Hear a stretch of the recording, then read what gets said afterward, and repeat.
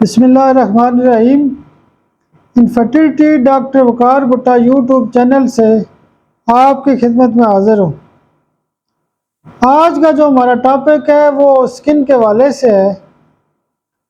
जब भी हमारे पास स्किन के केसेस आते हैं तो हम मुख्तलिफ दवाइयाँ सेलेक्ट करते हैं, जैसे ग्रेफाइट्स का बहुत ज़्यादा इस्तेमाल किया जाता है, कलकेरिया सल्फ का बहुत ज़्यादा इस्तेमाल किया जाता है, और ये दो दवाइयाँ ऐसी हैं कि स्किन के हवाले से बड़े बड़े केस ठीक करने की सलाहियत रखती हैं।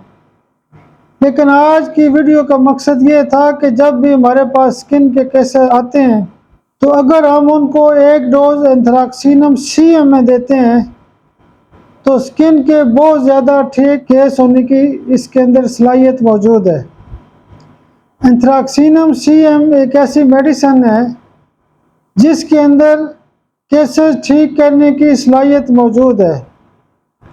एंथ्राक्सिनम चूँकि हाई ग्रेड में बहुत अच्छा रिज़ल्ट देती है, तो अल्लाह की मदद से स्किन के जितने भी केस होते हैं इसमें आप एंथ्राक्सिनम CM की एक डोज से स्टार्ट करें, उसके बाद आपके बहुत ज़्यादा केस इंशाल्लाह ठीक हो जाएंगे। बहुत शुक्रिया, बहुत शुक्रिया, बहुत शुक्रिया।